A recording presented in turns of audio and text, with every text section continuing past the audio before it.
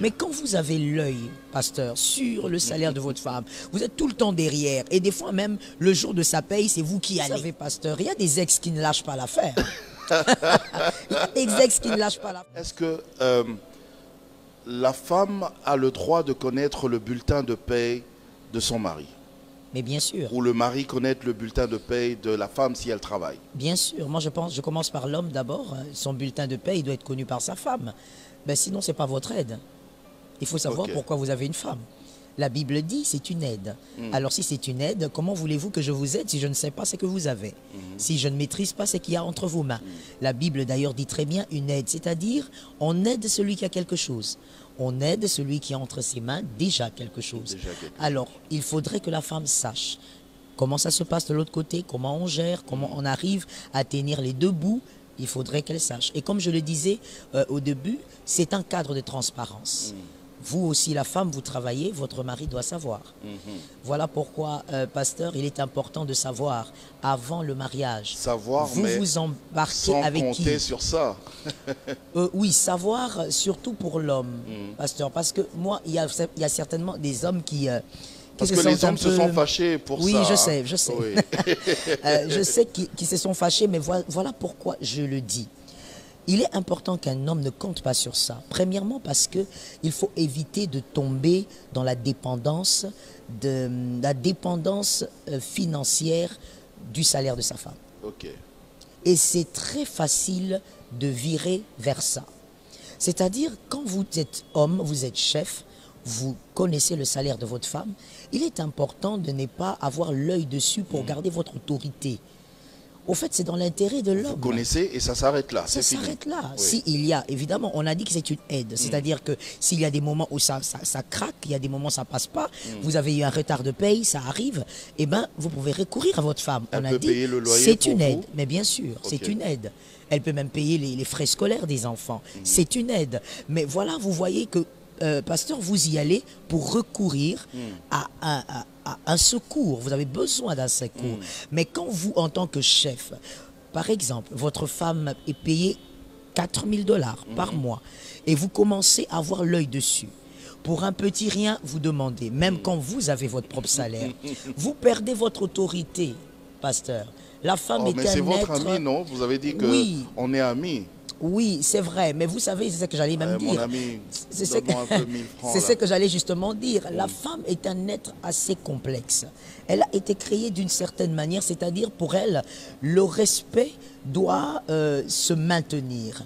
Quand le respect n'est pas maintenu, il y a dérapage. Et des fois même, elle est inconsciente qu'elle n'a plus d'estime pour son mari. Et ce respect doit être maintenu par une certaine position. Je parle de l'homme. Donc quand la femme sent qu'elle est une aide, c'est correct. Le respect est maintenu. Mais lorsqu'elle sent que tu ne fournis pas trop d'efforts, ou alors que tu commences à trop dépendre de son salaire parce que le tien est petit. Non, attention, monsieur. Même quand le tien, même quand le vôtre est petit, restez sous votre position. C'est-à-dire, recourez à votre femme quand vous sentez que vous avez besoin d'aide. Et ça garde votre autorité, ça préserve au fait votre position de chef. Et c'est important. Vous savez, des fois, j'ai entendu des femmes dire, mais pasteur Joël, vous aimez trop insister sur la position de l'homme en tant que chef. Mais moi, je dis, c'est l'équilibre de Dieu. Si on ne tient pas compte de ça, la manière dont la femme a été créée, pasteur, vous allez rater votre femme, vous allez la perdre. C'est-à-dire, c'est une personne qui n'a pas été créée avec, en tout cas depuis la chute de l'homme, n'a pas été créée avec une soumission automatique ou naturelle. Donc, depuis la chute de l'homme, la femme a une certaine rébellion en elle. Et c'est normal. Pourquoi? Parce qu'elle a défié Dieu, elle a affronté Dieu. Donc, elle a ça en elle, toute femme.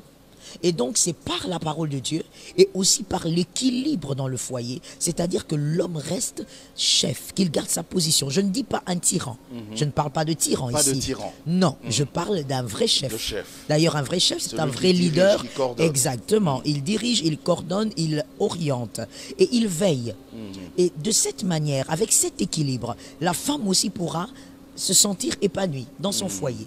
Mais quand vous avez l'œil, pasteur, sur le salaire de votre femme, vous êtes tout le temps derrière. Et des fois même, le jour de sa paye, c'est vous qui allez récupérer la paye. Vous êtes là avant elle. Mais imaginez-vous comment est-ce que la dame, elle va vous considérer. C'est-à-dire, même s'il y a beaucoup d'amour dans son cœur, à un moment donné, et elle perd ses repères. Voilà, c'est ce que je voulais dire. Elle perd ses repères et quand la femme n'a plus des repères, monsieur, vous êtes mal barré. Vous êtes mal barré. Est-ce qu'il y a des cadeaux qui fâchent, des cadeaux qu'il ne faut pas offrir à une femme ou à un homme? Évidemment, à une femme mariée, à un homme marié. Par évidemment. Mais vous donnez par exemple à une femme mariée des sous. Comment vous pouvez donner des sous à une femme mariée? Et moi, je dirais, et j'ai beaucoup aimé votre question, vous posez toujours les bonnes questions. C'est-à-dire que quand une femme mariée, déjà à son niveau, elle devrait ne pas permettre que ça rentre. Par sagesse, elle ne doit même pas dire à son mari, écoute, j'ai reçu des dessous, voilà, c'est dans le placard. Vous recevez des dessous, vous recevez un soutien-gorge, mais comment? Comment est-ce qu'on peut vous offrir un soutien-gorge? Et moi, je veux même dire, même si ça vient d'une femme, je crois que par sagesse, ce n'est pas nocive, mais par sagesse, même quand ça vient d'une femme, que vous êtes une femme mariée, soyez assez prudente, soyez sage. Le mariage se gère aussi avec la sagesse. Voilà pourquoi vous verrez qu'il y a des hommes très intelligents, mais qui n'ont pas été capables de rester en paix dans leur foyer. Parce que moi, pasteur, jusqu'ici en tout cas, et en lisant aussi la Bible, j'ai découvert que le foyer se gère par la sagesse. Ok. L'intelligence a sa part, mais la sagesse doit être prépondérante. Donc, il faut être sage en tant que femme et éviter ce genre de cadeaux. Et même aussi pour l'homme. Vous ne pouvez pas venir là et dire à votre femme, écoute, il y a une dame qui m'a offert des cinglés, des dessous. Bah, attendez, vous voulez une cravate. Une cravate, ça passe? Bon, écoutez, une cravate, ça passe encore, mais tout dépend de qui l'a offert. Voilà pourquoi je disais la sagesse. Parce que un homme marié peut avoir un cadeau de cravate venant par exemple d'un autre couple, d'une autre femme mariée. Vous voyez, il y a des choses qui passent. Mais quand ça vient d'une dame célibataire, ou ça vient de votre ex, parce que très souvent, les hommes mariés banalisent un peu ces genres de choses. C'est votre ex quand même. Vous dites non, mais chérie, écoute, tu es une ex, ça fait 10 ans, toi tu es ma femme, tu sais que tu es ma femme. Non, il ne s'agit pas de ça. La ex est maintenant non, pasteur, il ne s'agit pas de ça. C'est-à-dire, comme j'ai dit, la sagesse, comme il y a eu une histoire. Vous savez, pasteur, moi j'ai l'habitude de dire, la repentance nous permet de nous rapprocher de Dieu et de nous sanctifier, mais la repentance ne nous rend pas amnésique. Non, ça ne nous rend pas amnésiques et Dieu d'ailleurs, étant un créateur formidable, il nous a créés avec un cerveau, ayant une partie qu'on appelle la partie épisodique du cerveau. C'est-à-dire c'est une partie qui stocke les souvenirs. C'est par cette partie du cerveau qu'à des moments vous pouvez sentir une odeur, ça vous ramène en 1992, voilà, ça vous rappelle des odeurs, ça vous rappelle des gestes, des souvenirs. Donc c'est pour dire qu'on ne devient pas amnésique. C'est une ex, vous avez une histoire. Et vous n'avez pas totalement oublié cette histoire parce que vous êtes mariés. Alors si elle vous offre à vous deux des cadeaux? Tout dépend, comme je disais, tout dépend aussi de la relation que vous avez avec cet ex et aussi de sa position. Est-ce que c'est une ex mariée? D'abord, est-ce que c'est une ex mariée? Parce que ça change la donne. Vous savez, pasteur, il y a des ex qui ne lâchent pas l'affaire. Il y a des ex qui ne lâchent pas l'affaire. Et moi, j'ai vu ça même dans la vie des femmes. C'est-à-dire, elle a un ex, mais cet ex-là ne lâche pas l'affaire. Elle est mariée, mais il est là, il rôde autour d'elle comme un psychopathe. Donc, quelque part, il faut gérer le mariage avec la sagesse. Si cet ex est célibataire, elle donne des cadeaux, une cravate. Je pense qu'avant même de recevoir, il faut poser la question à votre femme. Chocolat? Ça passe, ça peut passer.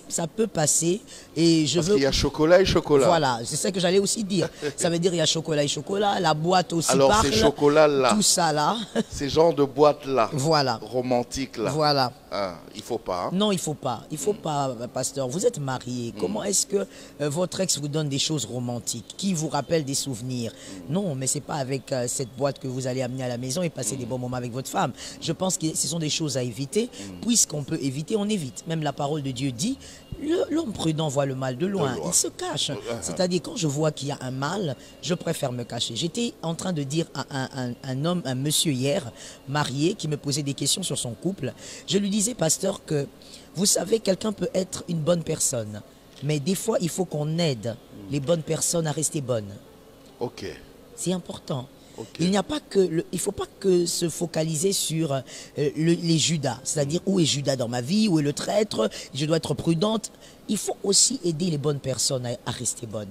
Parce qu'une bonne personne peut devenir mauvaise parce que vous avez mal géré les choses. Vous avez mal géré la relation, vous avez mal géré certaines attitudes. Donc il faut aider aussi. Votre ex peut ne pas avoir des mauvaises intentions, mais je crois que la manière de gérer les choses avec votre épouse, ça peut l'aider à rester une bonne ex. Alors, puisqu'on en est, on parle de l'argent, on parle des cadeaux.